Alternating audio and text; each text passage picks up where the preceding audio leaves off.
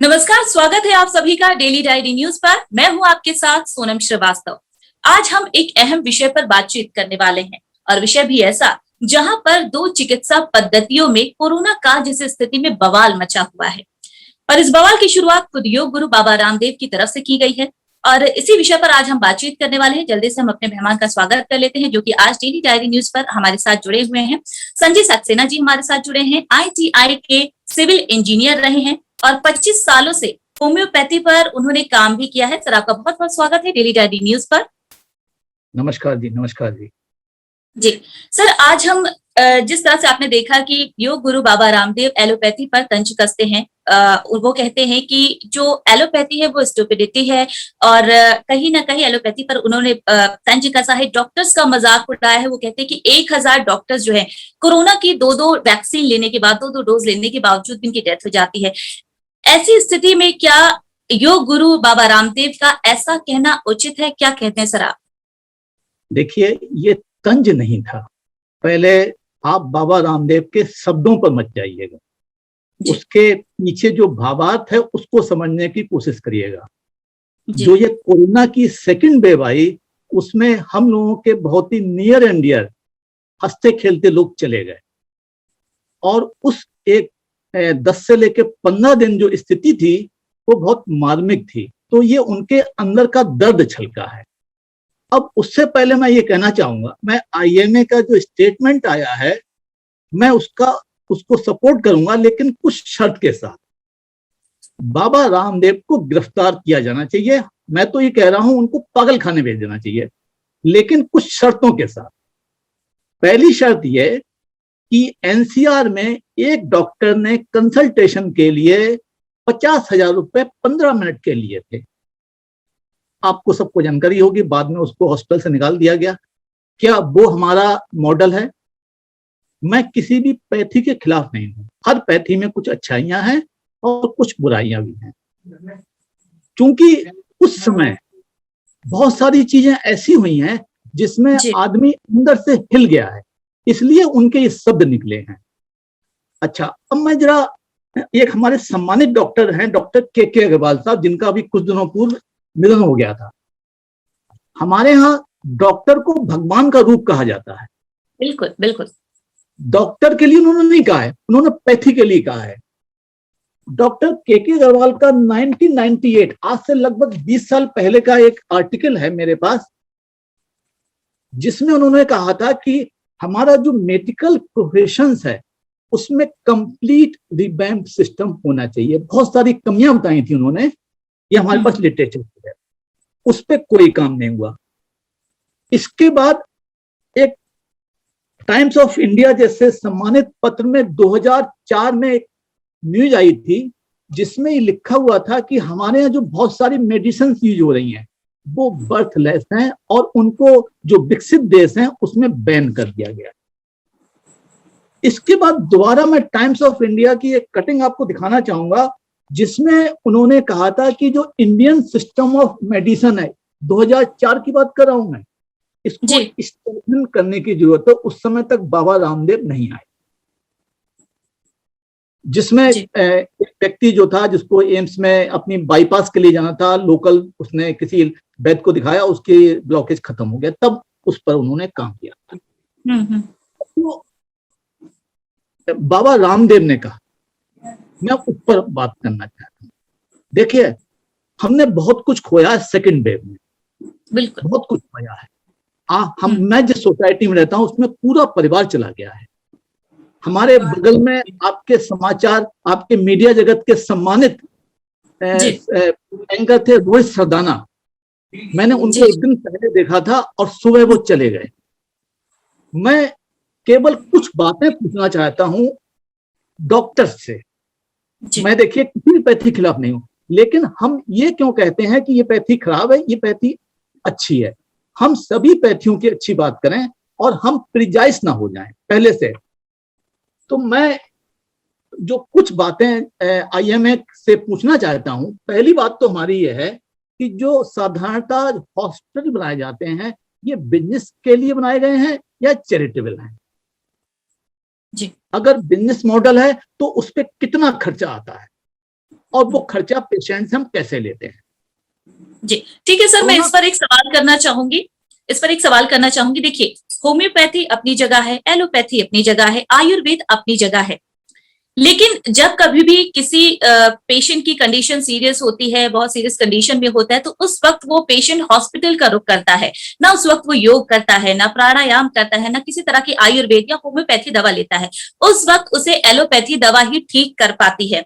तो ऐसी स्थिति में वो एलोपैथी का रुख करता है, क्योंकि एलोपैथी इंस्टेंट रिलीफ देती है, इंस्टेंट उसे ठीक कर सकती है। तो क्या ऐसी स्थिति में भी, क्या आप जिस तरह से कह रहे हैं, या फिर जिस तरह से बाबा रामदेव ने तंज कसा या एलोपैथी को लेकर उन्होंने जिस तरह से बयानबाजी की है, क्या वो सही है? या फिर इसे इस तरह से भी जोड़कर देखा जा सकता है कि कुछ दिन पहले कोरोनिल को भी लेकर बवाल हुआ था, तो ये जो भी बवाल चल रहा है एलोपैथी को लेकर, और कुछ दिन पहले जो कोरोनिल को लेकर बवाल किया गया था, क्या इन दोनों को जोड़कर आपस में देखा जा सकता है?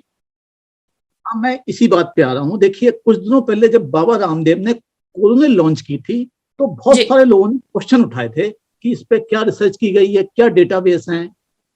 अब मैं किसी भी पैथी की ना बुराई कर रहा हूँ ना भलाई कर रहा हूँ, लेकिन जो एक माहौल बना जिसमें हमारे बहुत सारे प्रिजन चले गए, भाई हमको तो वही पैथी चाहिए जो हमको सही कर दे। हमको इससे मतलब नहीं है कि आयुर्वेद से सही हुआ, एलोपैथ से सही हुआ, लेकिन हम ये जानना चाहते हैं इलाज और मर्डर में क्या अंतर है। अब जैसे एग्जाम्पल के लिए, जब कोरोना आई थी तो बहुत सारी चीजें क्वेश्चन उठी थी। कोरोना काल में जब सेकेंड वेव आई, उसमें एक रेमडेसिविर इंजेक्शन की बहुत चर्चा हुई, आपके स्टेरॉइड की बहुत चर्चा हुई। बड़े बड़े डॉक्टर्स ने टीवी चैनल पे आकर कहा कि साहब ये लेना चाहिए। उसके बाद जो प्लाज्मा थ्योरी थी उस पर बहुत चर्चा हुई, लेकिन अब WHO ने उन सबको हटा दिया। मैं केवल ये जानना चाहता हूं सभी सम्मानित डॉक्टर से, देखिए मैं डॉक्टरों का सम्मान कर रहा हूं, मैं केवल ये जानना चाहता हूं कि क्या उस समय उनके पास क्या रिसर्च थी। फिर दूसरी बात यह कि जो हमने वेंटिलेटर यूज किए, उसमें क्या ये हमें जानने का हक नहीं है कि वेंटिलेटर पे कुल कितने पेशेंट रखे गए थे और उनका सर्वाइवल रेट क्या रहा। जब हम दूसरी पैथी पे क्वेश्चन उठाएं तो हम एक क्वेश्चन अपने ऊपर भी उठाएं। हम ऐसे कई लोगों को जानते हैं जिन्होंने 40-40 लाख रुपए अपने परिवार के लिए खर्च किए हैं। वो पैसा एक आम आदमी नहीं अपने पूरी कमाई से नहीं खर्च कर सकता। ऐसे कितने केस होंगे। हम एक ऐसे समाज से आते हैं जहां पर 80% लोग गरीबी रेखा से नीचे हैं, जिनको ऐसा इलाज चाहिए, जिनको ऐसे प्रिवेंटिव चाहिए कि वो पहले स्टेप में ही ठीक हो सके। हमने क्या किया है, हमने इलाज को इतना महंगा बना दिया। मैं सभी सम्मानित जो IMA के डॉक्टर्स हैं उनसे ही पूछना चाहूंगा कि जो बड़े बड़े अस्पताल थे उन्होंने कभी किसी का फ्री में ट्रीटमेंट किया है, या कोई गरीब व्यक्ति उनके आ गया जो मरने की स्थिति में था, उसको उन्होंने फ्री में वेंटिलेटर दिया है। आज जीवन बहुत महत्वपूर्ण है। सवाल ये नहीं है कि पैथी कौन सी अच्छी है, पैथी कौन सी खराब है। सवाल यह है कि हम कितनों का जीवन बचा पा रहे हैं, चाहे होम्योपैथ से बचाएं, चाहे आयुर्वेद से बचाएं, चाहे एलोपैथ से बचाएं।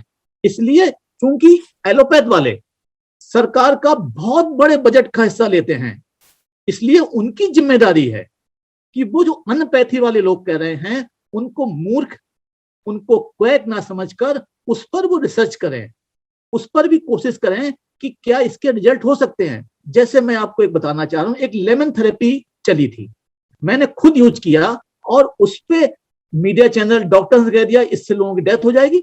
भाई आप बिना किसी रिसर्च के, बिना किसी डेटाबेस पे क्यों दूसरी पैथी के बारे में गलत बोलना शुरू कर देते। मेरा तो केवल निवेदन ये है, मैं किसी भी पैथी के विरुद्ध नहीं हूं, लेकिन जब सिस्टम में जान से ज्यादा कीमत रुपए की हो जाए तब एक बात सोचना पड़ता है कि जिसके पास आज कमाने के बाद कल कमाने का नहीं होता है उसका इलाज कैसे होगा। ये हमारा बड़ा क्वेश्चन।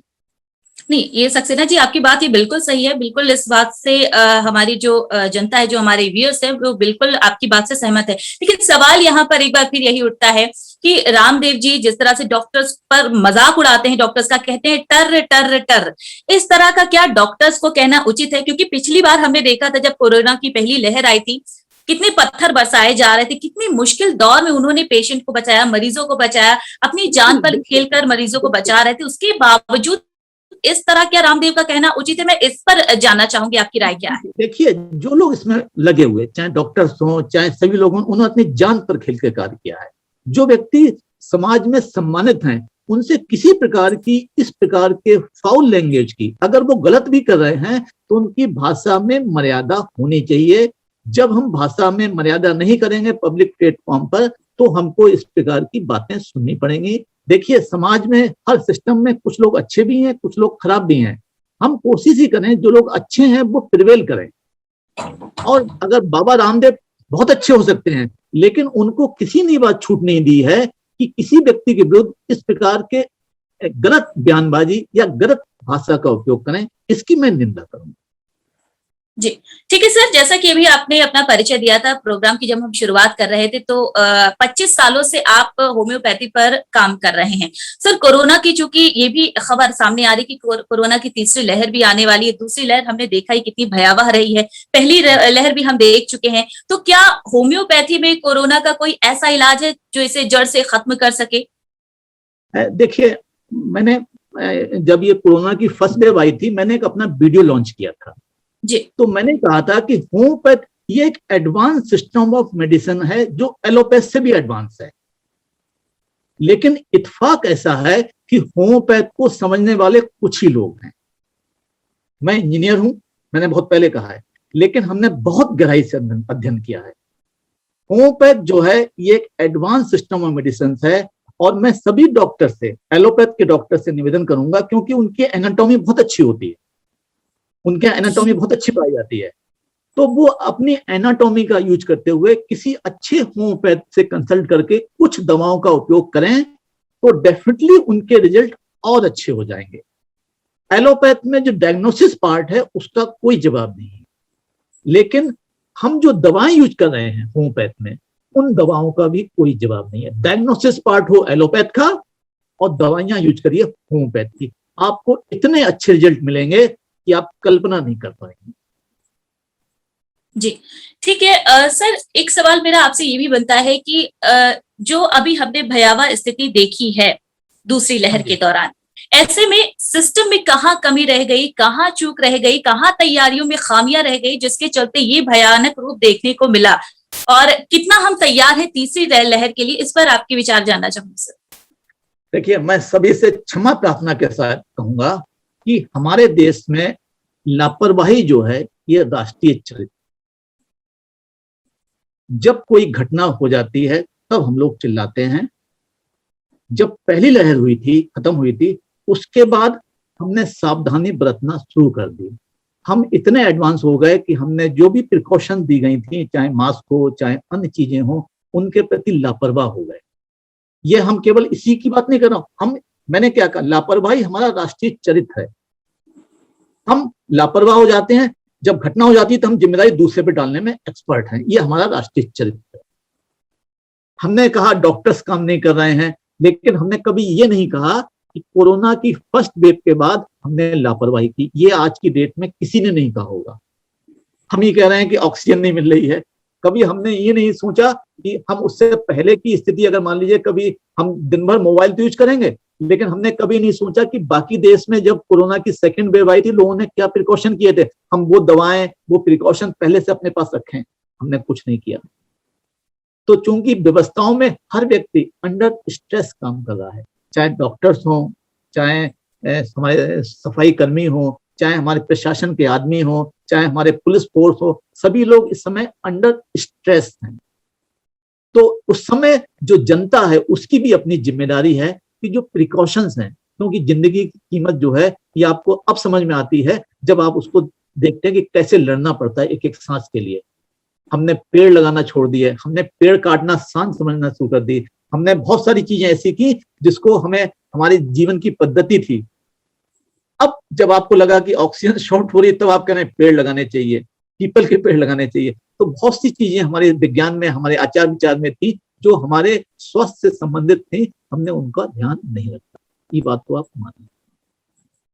सर, आपने ये बहुत अच्छी बात कही कि जो पेड़ों को लेकर आपने कहा कि अब लोग जागरूक हो रहे हैं। पहले पेड़ों की कटाई की जाती, लेकिन अब लोग जागरूक हो रहे हैं कि ऑक्सीजन की कमी हो रही है, तो ये पेड़ लगाना चाहिए, वो पेड़ लगाना चाहिए।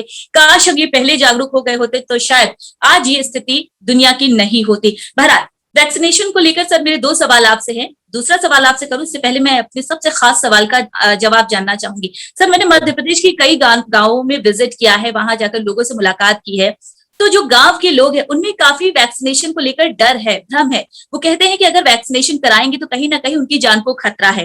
तो ऐसे में ऐसे कौन से कदम उठाने चाहिए, ऐसी कौन सी जागरूकता को लेकर कदम उठाने चाहिए जिससे जो गांव के बाशिंदे हैं, जो गांव के लोग हैं, वो जागरूक हो सके, वैक्सीनेशन कराने को लेकर आगे आ सके, क्योंकि उनमें डर है कि वैक्सीनेशन कराएंगे तो उनकी जान पर बन सकती है। सर इस पर क्या कहेंगे? मैं इसके लिए केवल एक शब्द कहूंगा कि देखिए हमारी जो जनता है वो नेताओं को फॉलो करती है, वो उनके आइडियल्स हैं। जिन नेताओं ने वैक्सीनेशन के अगेंस्ट में दुष्प्रचार किया है, उनके पूरे परिवार को पब्लिकली ये कहा जाए कि इनके परिवार के लोगों का वैक्सीनेशन नहीं होगा किसी भी स्थिति में। और जब उन नेताओं के परिवार चिल्लाएंगे कि नहीं हमारा भी वैक्सीनेशन होना चाहिए, तब उस जनता को समझ में आएगा कि जो नेता जो बोलते हैं वो भ्रमित करने के लिए बोलते हैं, उनका उनके समस्याओं से कोई भी मतलब नहीं होता है। और जिन नेताओं ने ये बयान दिए थे कि वैक्सीन लगाना जो है खतरनाक है या नुकसानदेह है, तो उनको बिना किसी डर और बिना किसी भेदभाव के सबको जेल के अंदर कर देना चाहिए। जेल उनकी पर्याप्त जगह है, क्योंकि और उनके ऊपर मर्डर का केस भी लगाना चाहिए। जी ठीक है सर। अब वैक्सीनेशन को लेकर मेरा दूसरा सवाल आपसे, क्योंकि वैक्सीनेशन प्रोग्राम भारत में बहुत तेजी से चल रहा है, लेकिन कई ऐसे राज्य हैं जो कहते हैं कि वैक्सीन उनके पास नहीं है। ऐसे में आपको क्या लगता है कि कितनी जल्दी हम वैक्सीनेशन प्रोग्राम को कंप्लीट कर पाएंगे, कितनी जल्दी पूरे देश को वैक्सीन लग पाएगी और कितनी जल्दी हम इस कोरोना से जो जंग है वो जीत पाएंगे? देखिए मैं ये बहुत पहले से कह रहा हूं, ये थर्ड बर्ड वार है। फर्स्ट बर्ड वार लड़ा गया था तोपों से, सेकंड बर्ड वार लड़ा गया था आपके एटम बम से, और थर्ड बर्ड वार लड़ा गया है ये बायोलॉजिकल वार है। जब बर्ड वार सेकंड हुआ था तो उसमें लोगों के घर खाना पीना उनको नहीं मिला था, बहुतों को बहुत दिक्कत हुई थी। ठीक वही स्थिति अब है। अब उसमें जो सरकार के प्रोग्राम है उसमें पूरा सहयोग करना चाहिए, और जब तक वैक्सीनेशन नहीं हो जाता है, क्योंकि वैक्सीन जो है ये एकदम उपलब्ध नहीं होगी, ये कोई जादू की छड़ी नहीं है कि सरकार ने घुमाई और कल उपलब्ध हो गई जी। तो उसमें सरकार का सहयोग करना पड़ेगा, और जिन्होंने वैक्सीन नहीं लगवाई है उनको सारे प्रिकॉशन जो हैं उनका पालन करना पड़ेगा। चिल्लाने से कोई काम नहीं चलेगा। ये विश्व युद्ध है तीसरा। जी आप अपनी बात पूरी करें सर। हाँ मैं ये कह रहा हूं, ये विश्व युद्ध है तीसरा। जब भी विश्व युद्ध हुए हैं तो सत्ता को विभिन्न प्रकार के कष्टों से, जनता को विभिन्न प्रकार के कष्टों से आबरू होना पड़ता है। कम से कम आप ये मानिए कि इस विश्व युद्ध में आपको खाने की व्यवस्था में हो रही है, आपके घर में लाइट आ रही है, आपके यहाँ पानी पहुंच रहा है, आप घर के अंदर स्वस्थ हैं। ये एक बहुत बड़ी कामयाबी है सरकार की। लेकिन अगर आप इस युद्ध से जीतना चाहते हैं तो आपको जो सरकार के गाइडलाइंस हैं, घर के अंदर रहिए, मास्क यूज करिए, सैनिटाइजर यूज करिए, और जो भी प्रिकॉशन दी जा रही है उनका पालन करना पड़ेगा। इसके अलावा दूसरा कोई उपाय। बिल्कुल बिल्कुल सर, आपने बहुत ही महत्वपूर्ण बिंदुओं पर अपनी राय रखी है, अपने वक्तव्य को रखा है। सर आप प्रोग्राम में आखिरी लाइन जनता के नाम जानना चाहेंगे कि आखिरकार क्या संदेश देना चाहते हैं डेली डायरी न्यूज के माध्यम से, कि जो जनता है वो कोरोना काल में खुद को कैसे सेफ रखे, अपने परिवार को कैसे सुरक्षित रखे। एक message sir daily diary news की तरफ से, मतलब आपकी तरफ से डेली डायरी न्यूज की तरफ से सर जनता को। देखिए अप्रैल का महीना ये बहुतों की जिंदगी का एक बहुत ही कष्टप्रद महीना था। सुबह मोबाइल खोलने से पहले अंदर से डर लगता था, मालूम नहीं क्या न्यूज होगी। मैं बहुत ही टफ अंदर से हूं, लेकिन मुझ जैसा आदमी, जब रोहित सरदाना की डेथ हुई थी तो मैं अंदर से 2 दिन डिस्टर्ब हो गया। मैं उसकी कल्पना अपने शब्दों में व्यक्त नहीं कर सकता हूं। तो ये इस समय आप केवल सरकार के ऊपर निर्भर ना हो, जो आपके अपने कर्तव्य हैं, जो आपकी अपनी सावधानियां हैं, अपने परिवार के प्रति, अपने पड़ोसियों के प्रति, उनका भी पालन करिए अगर आपको सर्वाइव करना है। ये एक महामारी है, इसमें जो सुविधाएं आपको दी जा रही हैं सरकार की तरफ से, उनको समय पर उसका उपयोग कीजिए, और किसी पर उंगली न उठाइए। उंगली उठाने से मतलब है ये ना कहिए कि ये वैक्सीन खराब है कि वो अच्छी है। आज उसका समय नहीं है। आज पहले सभी लोग अपने को सुरक्षित हो लीजिए, उसके बाद जब 1 साल के बाद जब खत्म हो जाएगा तब हमारे पास बहुत समय होगा, हम डिस्कस करें कि वो पद्धति खराब थी या वो डॉक्टर खराब था या वो हॉस्पिटल खराब था। अभी हम लोग बहुत ही एक स्ट्रेसफुल कंडीशन से गुजर रहे हैं। हम सब एक दूसरे का सहयोग करें, और मैंने इसको 2020 और 21 को ईयर ऑफ गिविंग कहा है। जो आपके पास है, आपके पास पैसा है, आपके पास नॉलेज है, आपके पास खाना है, इसको आप शेयर करिए दूसरों के साथ। This is the year of giving. जो भी आपके पास है, आप विश्वास नहीं करेंगी, जब मैं अभी 15 दिन बाद नीचे उतरा तो मैंने उस परिवार का जब फ्लैट देखा जिसमें 4 लोग रहते तो चारों समाप्त हो गए। तो आप अंदर से हमारी कल्पना करिए कि वो क्या क्षण थे कि एक परिवार हंसता खेलता इस महामारी में चला गया।